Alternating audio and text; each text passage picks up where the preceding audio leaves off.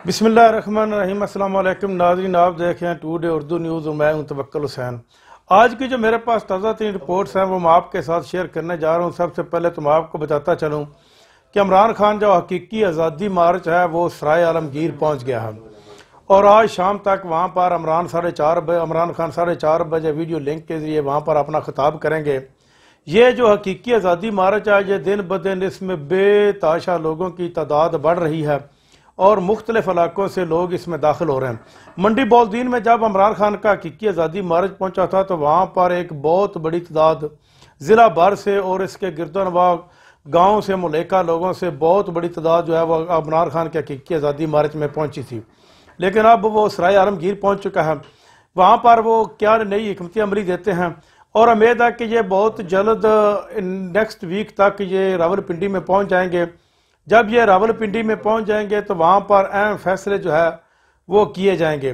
PDM की जमातों ने एक केस सुप्रीम कोर्ट में दायर कर रखा था लॉन्ग मार्च को रोकने के लिए, लेकिन जहाँ वहाँ पर सुप्रीम कोर्ट ने यह वाजे कहा है कि ये सुप्रीम कोर्ट है, कोई डिप्टी कमिश्नर का दफ्तर नहीं है कि सुप्रीम कोर्ट अकाम देती फिरे कि हुक्म देती फिरे कि वहाँ पर लॉन्ग मार्च किया जाए, वहाँ से रोका जाए, फलां ना रोका जाए। ये हुकूमत का काम है। सियासी जमातों का ये जायज़ हक भी बनता है कि वो अपने हक के लिए आवाज़ उठाएं, इजलास करें, जो भी करें, ये उनका जायज़ हक बनता है। अब आ जाते हैं इमरान खान के घड़ी वाले केस के मुतल्लिक। इमरान खान ने जो तोशा खाना से घड़ी ली थी इसके ऊपर एक खाना काबा की तस्वीर बनी हुई है और इस घड़ी को अब एक मजहबी रंग दिया जा रहा है। खाना काबा की तस्वीर वाले पोस्टर तो जगह जगह फरोख्त हो रहे हैं। लोग खाना काबा से भी खरीदते हैं, मदीने से भी खरीदते हैं और ख़रीद कर ला कर पाकिस्तान में भी बेचते हैं। वहाँ पर लोग सड़कों के ऊपर रख कर भी अक्सर वो बेचते हैं और अपना रोज़ी का एक ज़रिया बनाते हैं। यानी कि ये कोई मुकद्दस घड़ी बन चुकी है। कैसी इन्होंने बना दिया कि ये एक मुकद्दस गाय बन चुकी है और इसकी बेचना या इसको आगे भेजना ये गलत है। लेकिन इमरान खान ने यह घड़ी पाकिस्तान में ही फरोख्त की थी और तकरीबन ये $2.5 लाख में फरोख्त की थी, जिसका 20% हिस्सा उन्होंने तोशा खाना में जमा कराया था और बाकी जो पैसे थे वो इमरान खान ने फलाई कामों में पाकिस्तान में ही लगा दिए, ना कि वो अपने पास लेकर गए। ये जो हमारे तहकीक करने वाले अदारे हैं या एजेंसियाँ हैं, ये पूरे 6 महीनों में इन्होंने अपना भरपूर जोर लगाकर निकाला क्या है, एक घड़ी, वो भी तोशा खाना से ली गई।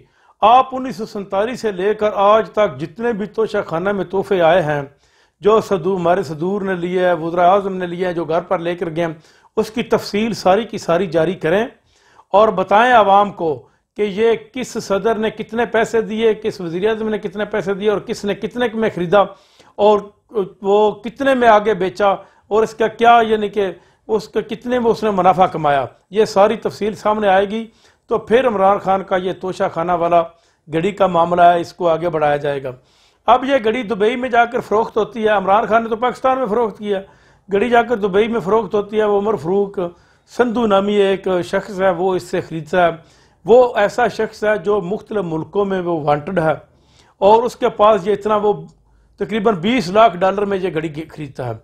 उसके पास इतना पैसा कहाँ से आ गया, उसने कहाँ से खरीदी और उसका स्टाम्प फार्म लेकर ये लोग, हमारा मीडिया जैसे बात कर रहा है जैसे इनकी कान पट्टी के ऊपर किसी ने कोई पिस्तौल रखा हुआ हो कि ये चीख चीख कर ये कहता है कि इमरान खान घड़ी में पकड़े गए हैं।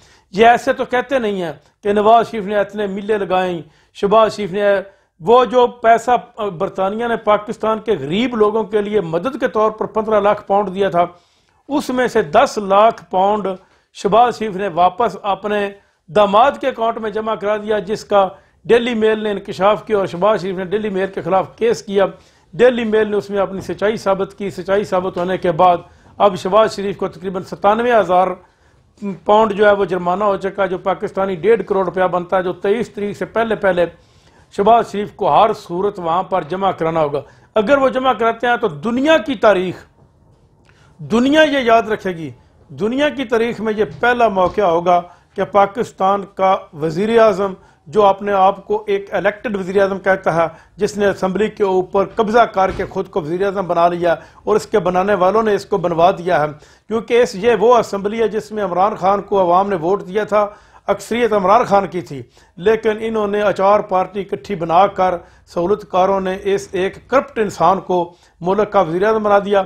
अब इसकी करप्शन का और क्या हो सकता है? इसके खिलाफ भी अब हमारे जो मुक़्तदर हल्के हैं, DGISP कह लीजिए या चीफ ISI, वो भी एक प्रेस कॉन्फ्रेंस करें कि हमारे वज़ीर-ए-आज़म को जो $97 बरतानिया में जुर्माना हुआ है वो हम माफ़ करवा लेंगे। ये वो गलत आदमी नहीं है, ये करप्ट आदमी नहीं है, लेकिन ये करप्ट साबित हो चुका है। अगर ये जुर्माना पे करता है तो दुनिया की तारीख में ये पहला मौका होगा कि इलेक्टेड वज़ीर-ए-आज़म जो है वो किसी गैर मुल्की अदालत में अपने करप्शन का जुर्माना पे करके खुद को बरी कर रहे हैं। नाज़रीन, अब तक के लिए इतना ही। अपना ख्याल रखिएगा। अल्लाह निगहबान।